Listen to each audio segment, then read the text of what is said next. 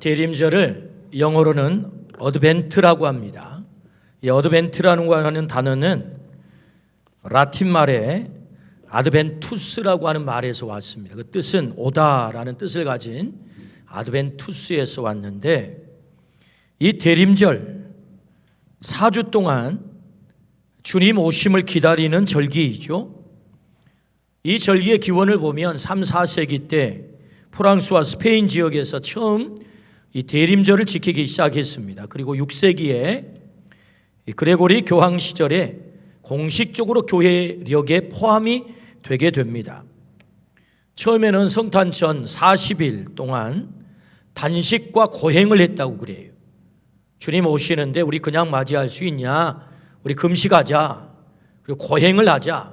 이렇게 해서 이 대림절을 지키다가 루터에 의해서 교회 개혁이 일어나면서 우리 주님이 오신 일은 축제인데 우리가 고행할 필요가 있어 하고는 교회 개혁 이후에는 주님 오심을 기뻐하는 축제와, 그리고 또 하나는 다시 오실 주님, 재림하실 주님을 기다리는 절기, 그렇게 지키게 됐다. 이것이 이 대림절의 배경입니다. 우리 주님이 다시 오십니다. 왜 오십니까? 우리 사도신경에 우리는 이렇게 고백을 하죠. 거기로부터 살아있는 자와 죽은 자를 심판하러 오시리라. 심판하기 위해서 오신다라고 우리가 사도신경에 고백한 것처럼 성경은 주님이 이 땅에 오셔서 심판주로 오신다. 그래서 심판하신다라고 말씀을 하십니다. 그러니까 우리가 대림절을 잘 지킨다는 말은 심판하러 오신 그 주님 앞에 우리가 신부로 서게 되는데, 거룩한 신부로 서기 위해서 나를 잘 준비하는 거죠. 나를 잘 준비하는 이 계절이, 절기가 바로 대림절이다. 오늘 말씀을 통해서 거룩한 신부가 되어 다시 오실 주님을 온전히 맞아들이기를 주의 이름으로 축원합니다. 그렇다면 우리가 어떻게 다시 오실 주님을 잘 맞이할 수 있도록 준비할까요? 오늘 첫 번째는 때를 알라, 그렇게 말씀하세요. 때를 알라. 오늘 본문 7절 말씀입니다. 만물의 마지막에 가까이 왔으니 그러므로 너희는 정신을 차리고 근신하여 기도하라. 아멘. 볼음 좀 높여주십시오. 오늘 성우가 좀 바뀌었습니다. 만물의 마지막이 가까이 왔다라고 성경은 말씀하세요. 이 말은 종말의 날이 가까이 왔다라는 말씀이죠. 종말의 날이 가까이 왔다. 때문에 때를 잘 분별하고 살라, 이런 말씀이에요. 종말의 때를 잘 분별하고 살라, 이런 말씀이에요. 우리는 여기서 질문이 생깁니다. 과연 성경에서 말씀하시는 만물의 마지막이 가까이 왔을까요? 이 종말의 때가 됐을까요? 종말에는 두 종류의 종말이 있습니다. 그 첫 번째는 대우주적 종말이고요. 두 번째는 개인적 종말이에요. 대우주적 종말은 주님이 이 땅에 오셔서 우리를 심판하시는 그걸 가리켜 대우주적 종말이라고 하죠. 그래서 성경은 이렇게 말씀합니다. 사도행전 1장 10절부터 11절. 올라가실 때에 제자들이 자세히 하늘을 쳐다보고 있는데 흰 옷 입은 두 사람이 그들 곁에 서서 이르되 갈릴리 사람들아 어찌하여 서서 하늘을 쳐다보느냐. 너희 가운데서 하늘로 올려지신 이 예수는 하늘로 가심을 본 그대로 오시리라 하였느니라. 아멘. 우리 예수님이 승천하실 때 주신 말씀이거든요. 천사들이 나타나서 올라가심을 본 그대로 예수님 다시 오신다. 우리 아멘 하십시다. 주님 오심을 성경은 정확하게 말씀을 하세요. 다시 오신다. 만물의 마지막이 가까웠다고 했는데, 주님이 오실 날이 가까이 오셨다고 했는데, 그럼 그날이 지금인가? 라는 질문이 생기잖아요. 그 날은 누가 알까요? 24장 36절 마태복음. 그러나 그날과 그때는 아무도 모르나니 하늘의 천사들도 이들도 모르고 오직 아버지만 아시느니라. 오직 아버지만 아신다. 아는 자가 아무도 없다. 그 날은 정확하게 누구도 몰라요. 오직 하나님만 아세요. 그런데 하나님만 아시지만 만물이 마지막이 가까웠어 이렇게 말씀하시면 그 징조가 있다는 거죠. 마지막 때 징조. 그래서 마지막 때 징조를 가르쳐 주세요. 마태복음 24장 32절부터 33절입니다. 무화과 나무의 비유를 배우라. 그 가지가 연하여지고 잎사귀를 내면 여름이 가까운 줄을 아나니 이와 같이 너희도 이 모든 일을 보거든 인자가 가까이 곧 문 앞에 이른 줄 알라. 아멘. 무화과 나무의 비유를 말씀하세요. 이파리가 나요? 열매가 맺혀요? 무화과 나무 열매가 익어요? 뭐예요? 와, 여름 됐네. 그걸 통해서 우리가 청기를 구분한다는 거지요. 징조를 보고 알라. 그래서 그 징조를 통해서 우리 주님이 가까이 온 것을 너희가 알 수 있어 라고 말씀을 하시는데, 종말장이라고 하는 마태복음 24장 25장을 종말장이라고 합니다. 24장에 그 징조를 가르쳐 주세요. 17가지로 정리를 하거든요. 그 첫 번째는요, 저 그리스도가 나타난다. 두 번째는요, 난리와 난리의 소문이 있다. 세 번째는 전쟁과 기근, 지진이 일어난다. 네 번째는 거짓 선지자의 미혹이 있다. 다섯 번째는 불법이 성하고 사랑이 식어진다. 여섯 번째는 천국 복음이 모든 민족에게 전해진다.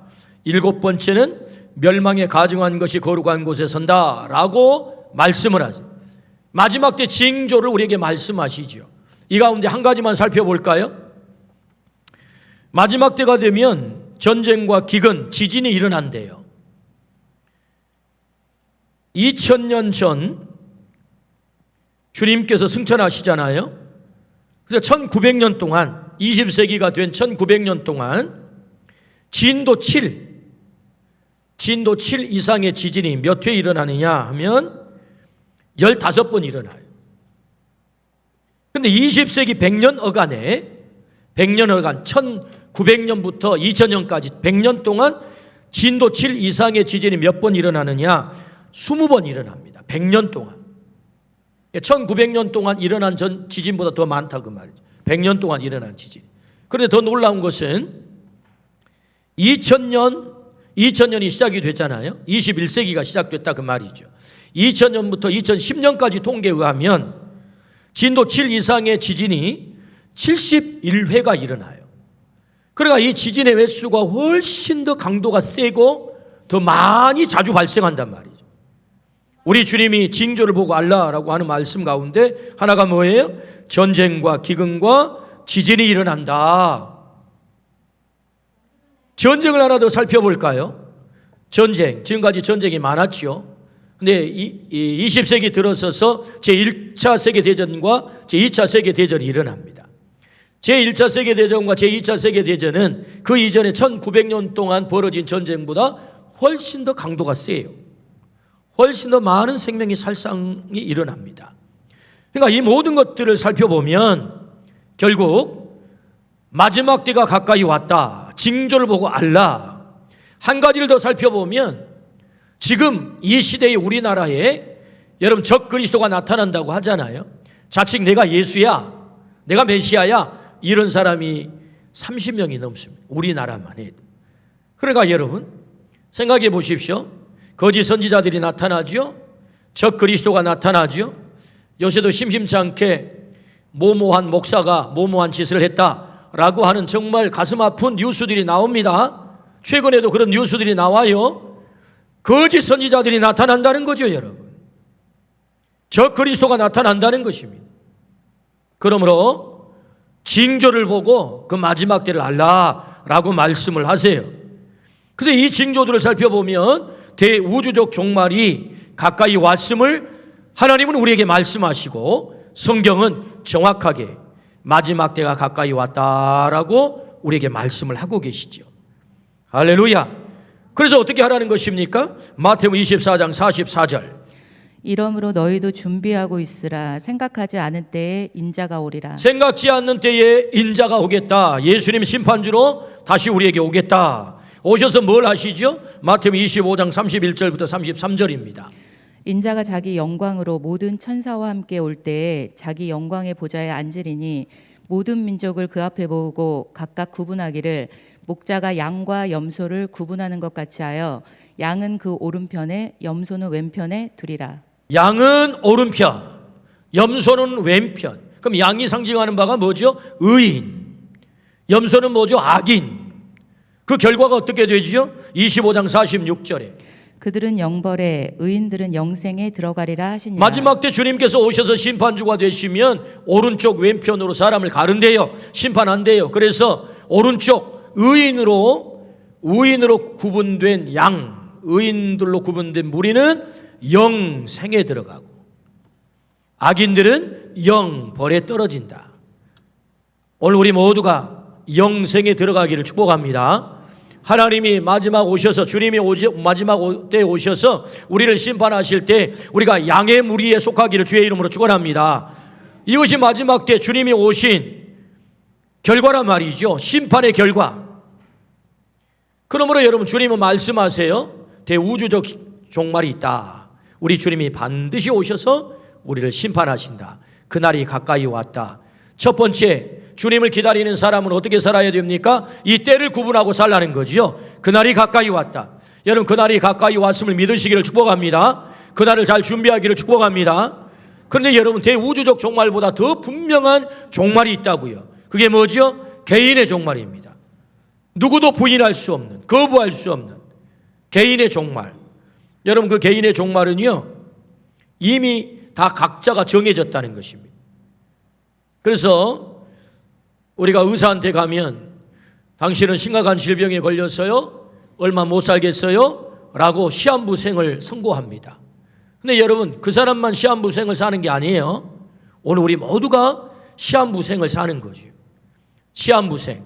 그래서 우리는 그 날을 정확하게는 모르지만 그러나 정해져 있다는 것입니다. 아무리 길어봐야 100년을 넘지 못해요. 요새는 100세 시대라고 말합니다. 그럼에도 불구하고 통계를 해봤더니 우리나라 평균 수명이 83.5세예요.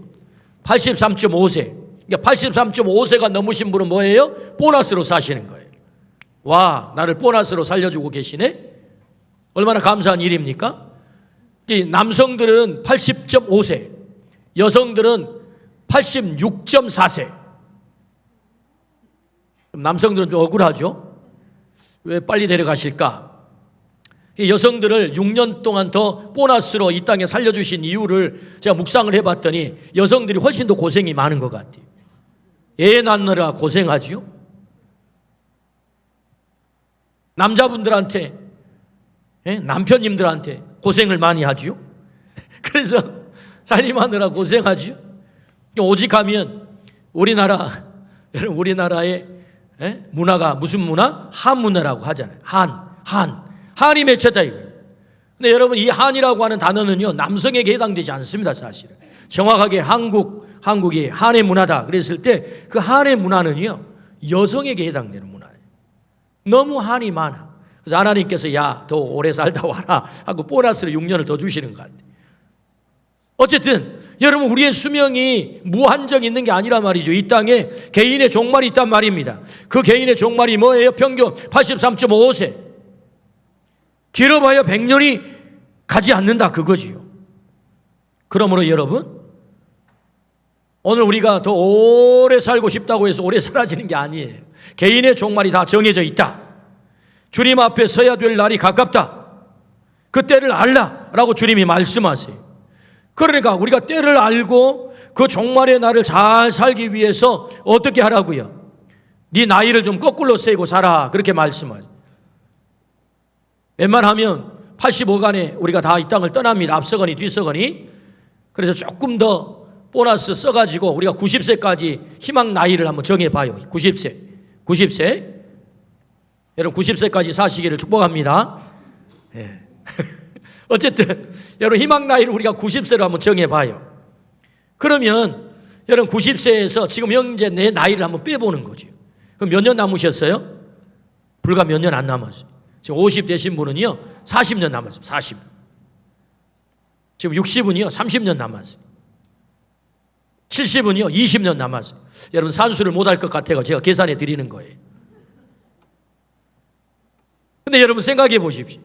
지금 여기 70이 되신 분이 앉아 계신다면 여러분 불과 90까지 산다면 20년밖에 남지 않았거든요.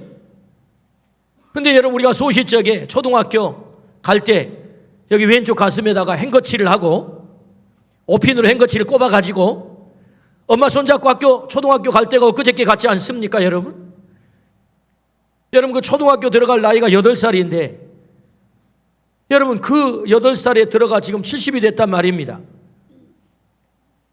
그런데도 수십 년의 세월이 흘렀는데도 초등학교 1학년 때 학교 갈 때 그때가 눈에 선해요. 엊그저께 갔단 말이죠. 60년이 흐르고 62년이 흘러서 70이 됐는데 그날이 눈에 선하고 마치 하룻밤 지난 것처럼 엊그저께 갔다고 한다면 남아있는 그 20년은 또 얼마나 빠르게 흐를까요? 남아있는 10년은 또 얼마나 빠르게 흐를까요? 그래서 개인의 종말이 다 이렇게 찾아온다. 그러므로 여러분 오늘 내게 남아있는 나를 계수하고 사시기를 주의 이름으로 축원합니다. 우리가 종말의 때를 알라고 말씀하세요. 만물의 마지막이 가까웠으니 너는 때를 알고 살라. 마지막 때 가까웠다. 그 마지막 때 가까웠으니 우리가 어떻게 살라는 것입니까? 정신과 의사 이근우 박사님께서 통계를 한번 내봤는데 사람들이 죽기 전에 후회하는 3가지 공통점이 있대요. 죽기 전에 3가지 공통점. 그 첫 번째는요, 자유롭게 하고 싶은 것 마음대로 하지 못한 것을 후회한대요. 두 번째는요, 남의 마음에 한을 맺히게 한 것이 후회가 된다는 것입니다. 세 번째는요, 베풀지 못한 것을 후회한대요. 그러니까 사람들이 죽어가면서 공통적으로 후회하는 3가지가 있는데 첫 번째, 내가 하고 싶은 걸 마음대로 하지 못했다. 자유하지 못했다. 두 번째, 마음에 맺힌 것을 못 풀었다. 세 번째, 베풀지 못했다. 여러분 우리가 자유하는 삶 중요합니다. 그런데 어떻게 자유해야 되느냐 하면 성 어거스틴은 이런 말씀을 우리에게 남기셨어요. 하나님을 사랑하고 자유하라 라는 말을 남기셨거든요. 우리가 자유하는데 마음대로 내 하고 싶은 거 마음대로 할 수 있는 게 아니고 우리가 하나님을 사랑하고 그 나머지를 자유하는 거예요. 여러분 그렇게 사시기를 축복합니다. 여러분 자유하십시오. 대신 하나님을 사랑하고 자유하십시오. 후회가 남지 않도록. 하지 못한 것 후회한대요. 죽을 때. 두 번째 후회한 게 뭐라고요? 맺힌 것을 풀어야 된대. 그 사람과 맺혀 있다면 여러분 풀라고 말씀하세요. 그것이 종말의 날을 잘 사는 것이다. 주님을 기다리는 사람 어떻게 살아야 된다고요? 맺힌 거 잘 풀고 가라는 것입니다. 여러분 잘 풀고 가기를 축복합니다. 영성과 헨리 나우에는 이런 말을 남겼어요. 인간의 가장 위대한 행위는 용서하는 것이다. 할렐루야. 인간의 가장 위대한 행위는 용서하는 것이래요. 맺힌 거 풀고 가는 거래요. 여러분 맺힌 거 풀고 가기를 축복합니다. 세 번째가 뭐예요? 베풀지 못한 것 이거 후회한대요.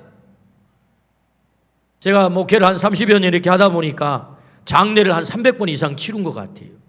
천국 보내드리신 분들이 많았어요. 근데 제가 공통점을 하나 발견했거든요. 그것은 모든 돌아가신 분들이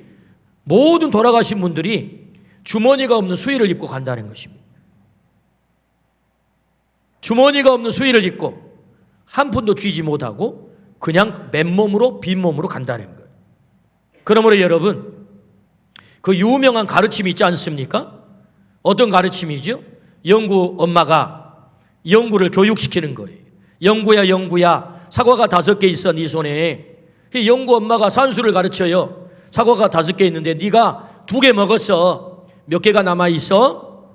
몇 개가 남아있습니까? 3개가 남아있죠. 영구야 몇 개가 남아있어? 2개요. 아니 영구야 2개 먹고 네 손에 3개가 있거든. 몇 개 남아있어? 2개요.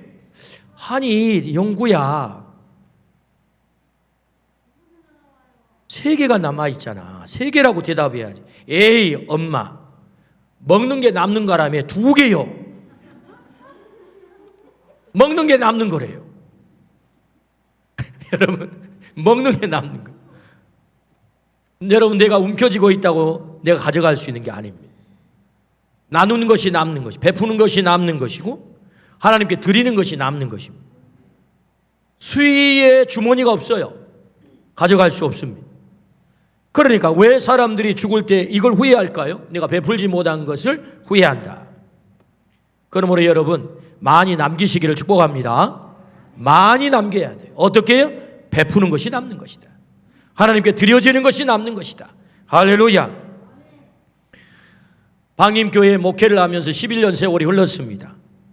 기쁠 때도 많았고 슬플 때도 많았습니다. 또 아쉬움도 많습니다. 언제가 아쉬웠느냐 하면 예상이 되어서 연세가 되시고 또 예상이 되어서 떠나가시면 크게 아쉬움이 남지 않습니다. 그런데요, 나이도 되지 않았어요. 떠날 때도 아니에요.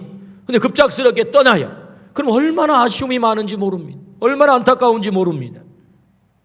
그래서 그분들을 생각하면 남는 아쉬움이 너무나 큽니다. 한 번이라도 더 찾아뵀어야 하는데, 한 번이라도 더 사랑한다고 말했어야 되는데, 한 번이라도 더 감사하다고 말했어야 되는데, 한 번이라도 더 손을 잡아줬어야 되는데 하는 아쉬움이 너무너무 큽니다. 갑작스럽게 그런 날이 와요. 그 사람과 나 사이에 종말의 시각이 왔다는 거죠.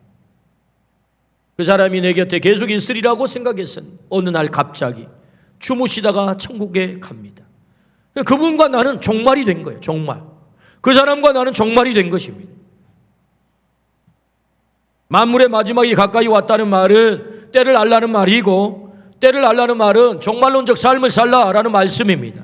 오늘이 마지막인 것처럼 너와 그 사람 사이에 영원히 시간이 지속되는 게 아니야. 오늘 그가 너에게 마지막일 수 있어. 그 종말론적 삶, 네가 그 헌신은 마지막 헌신일 수 있어.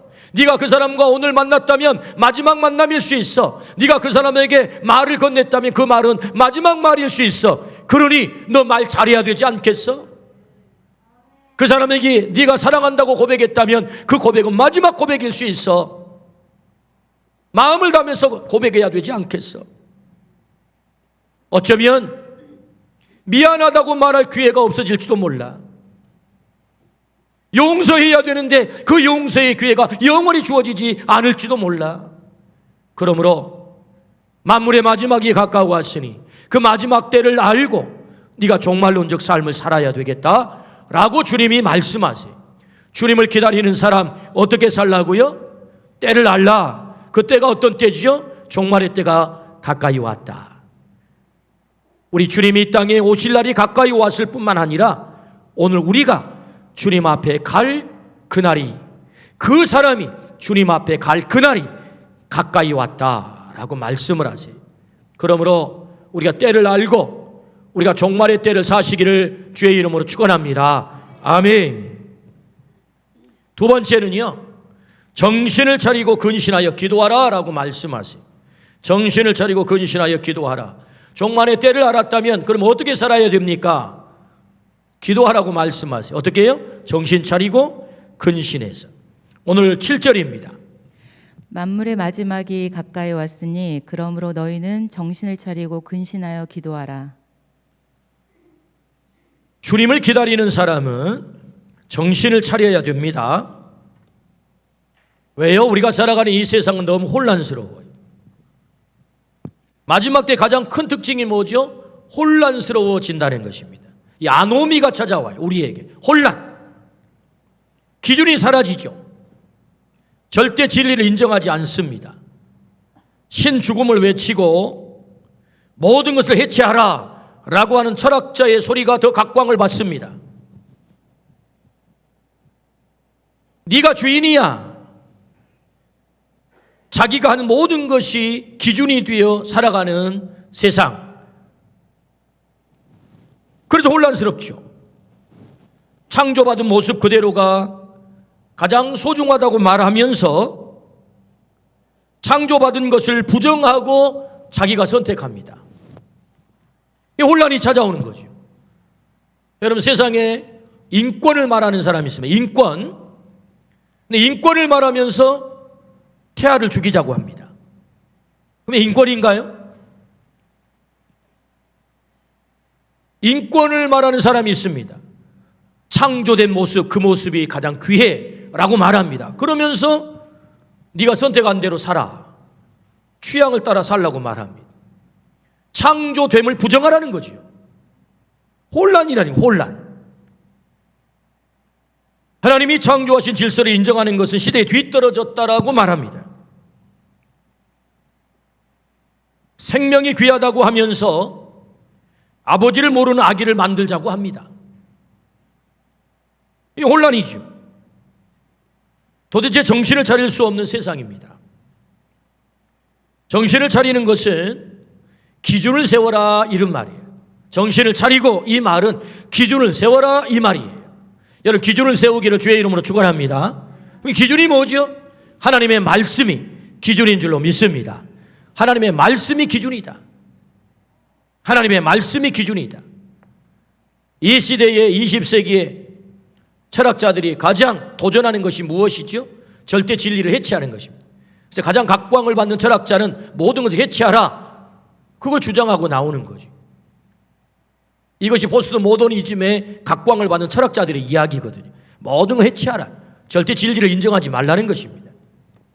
그러므로 여러분, 정신을 차리라는 말은 기준을 세우라라는 말씀이고, 기준을 세우라 그 말씀은 곧 말씀에 너의 삶의 기준에 뿌리를 두라라는 말씀이죠. 여러분 말씀에 우리의 기준을 두기를 주의 이름으로 축원합니다. 그 말씀이 뭐지요? 물론 말씀은 성경이죠. 근데 여러분 말씀을 또 다르게 성경은 표현합니다. 어떻게 해요? 요한복음 1장 1절. 태초에 말씀이 계시니라. 이 말씀이 하나님과 함께 계셨으니 이 말씀은 곧 하나님이시니라. 태초의 말씀, 이 말씀을 로고스라고 합니다. 그 로고스를 예수 그리스도를 말하죠. 그 말씀이 태초에 계셨다. 하나님과 함께 계셨다. 이 말씀이 곧 하나님이다. 그 하나님이 누구십니까? 예수 그리스도. 그러므로 여러분 우리가 기준을 세운다는 것은 예수 그리스도가 우리의 삶의 기준이다 이 말씀이죠. 정신을 차리라 이 말은 예수님이 너의 기준이 되게 하라 이 말씀이에요. 예수님이 너의 삶의 주인이 되게 하라. 우리는 주인을 잃었어요. 그래서 혼란이 찾아온 거죠. 정신을 차릴 수가 없습니다. 그러나 예수 그리스도 그분이 내 삶의 주인이 되시면 내 삶의 혼란이 사라질 줄로 믿습니다. 내 삶이 정리가 된다 그 말이죠. 여러분 우리를 혼란스럽게 하고 우리를 헷갈리게 하는 그 원흉이 뭡니까? 그게 죄라고요. 죄가 우리 가운데 와서 우리를 헷갈리게 만들고 결국 정신을 차리지 못하게 만든단 말이죠. 그렇다면 주인 되신 예수 그리스도가 우리에게 오시면 어떤 일이 벌어지는 것입니까? 마태복음 1장 21절. 아들을 낳으리니 이름을 예수라 하라. 이는 그가 자기 백성을 그들의 죄에서 구원할 자이심이라 하니라. 그들의 죄를 해결할 자, 그가 누굽니까? 예수 그리스도. 우리가 지난주에 우리가 이 말씀을 보지 않았습니까? 아들을 낳으리 이름을 예수라 하라. 예수 그리스도가 오실 때에 우리의 죄가 해결될 줄로 믿습니다. 죄가 해결될 때 우리의 혼란이 해결될 줄로 믿습니다.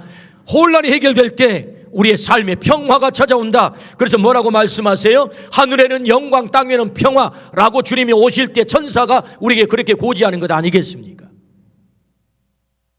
예수 그리스도를 기준 삼을 때 우리가 정신을 차릴 수 있다. 예수 그리스도가 우리의 주인이신 줄로 믿습니다. 그러므로 여러분 주님을 기다리는 사람 이 대림절에 우리가 뭘 해야 된단 말입니까? 예수님을 나의 주인으로 모셔드리는 거죠. 주인으로. 예수 그리스도 온전히 주인으로 모셔드리기를 주의 이름으로 축원합니다. 그래서 여러분 우리가 성탄절을 맞이할 때마다 다시 확인하고 또 확인해야 되는 것이 있습니다. 그것은 무엇입니까? 예수님이 내 삶의 주인이신가? 예수님이 내 가정의 주인이신가? 예수님이 우리 조국 땅의 주인이신가? 다시 확인하기를 주의 이름으로 축원합니다. 주님이 내 안에 오셔서 주인의 자리를 다시 차지할 때 내가 주인 아니에요? 내가 주인 되면 헷갈립니다. 정신을 차릴 수가 없습니다. 혼란이 찾아와요. 그러나 주님이 주인 되면 우리의 삶에 진정한 평화가 찾아올 줄로 믿습니다. 아멘.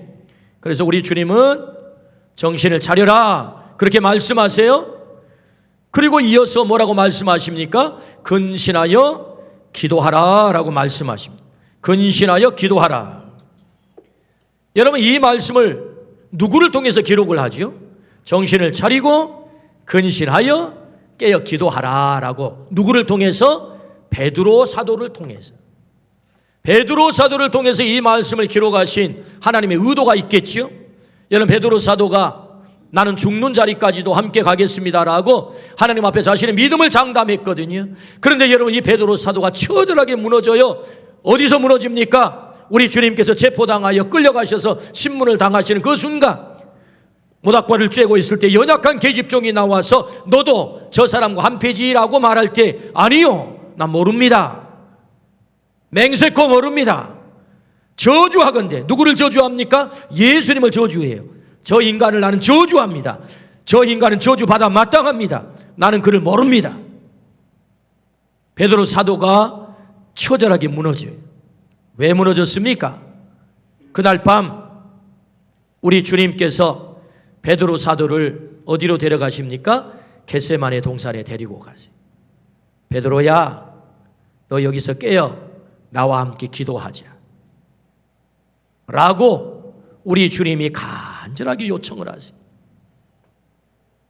성경의 표현에 의하면 고민하여 죽게 되었다라고 성경에 표현하세요. 여러분, 주님은 지금 심각해요. 끌려가 십자가를 져야 되거든요. 정말 심각한 그 순간, 베드로, 너 나와 함께 깨어 기도할 수 있겠어? 너 근신하고 기도할 수 있겠어? 라고 주님이 요청한다고요. 그런데 여러분, 베드로 사도가 잡니다. 와서 깨우면 또 잡니다. 깨어 기도할 수 없었던, 근신하여 기도할 수 없었던 베드로, 그는 처절하게 무너지죠.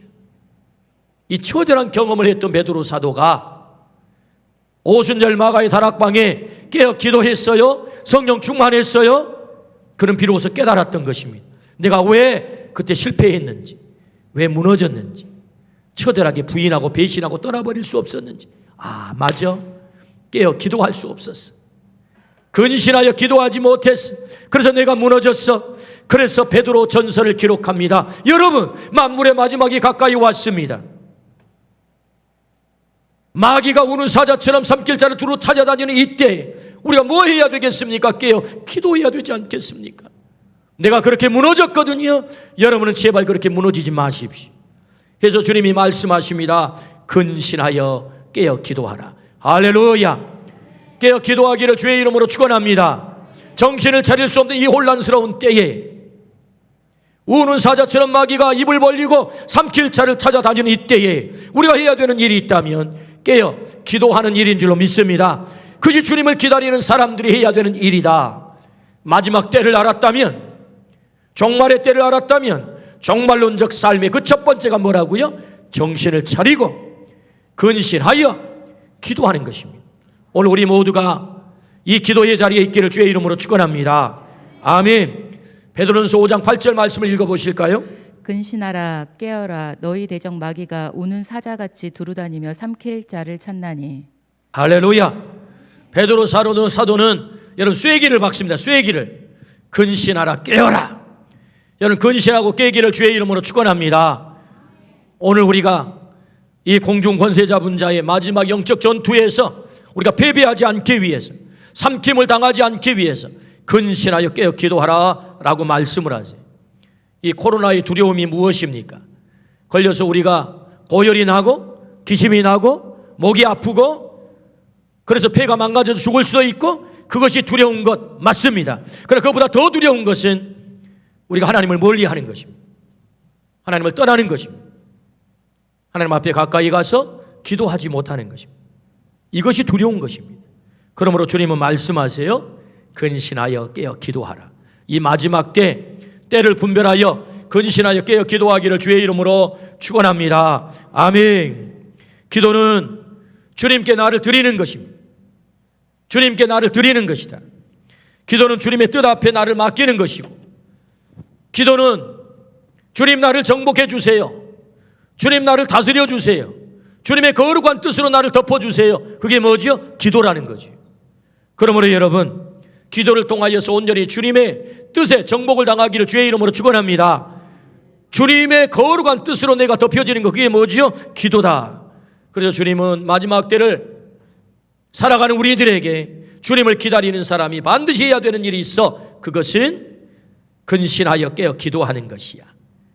주인 되신 주님이 나를 온전히 정복하도록 오늘도 깨어 기도하기를 주의 이름으로 축원합니다. 아멘. 우리는 주님을 기다리는 사람들입니다. 어떻게 기다려야 될까요? 때를 알라라고 말씀하세요. 이 때가 마지막 때다. 주님 오실 때가 됐다. 우리가 주님 앞에 가서 설 때가 가까이 왔다. 그러므로 정신을 차려라. 우리 예수님이 너의 기준이 되게 하라. 예수님이 너의 삶의 주인이 되게 하라. 그럴 때 너의 삶이 혼란이 사라지고 너의 삶의 진정한 평화가 찾아올 거야. 그리고 너는 깨어서 기도하면 주님이 너를 다스려. 우리 주님이 말씀하세요. 그러므로 우리 모두가 깨어 기도함으로 주님을 기다리는 그 사람이 되기를 주의 이름으로 축원합니다. 아멘.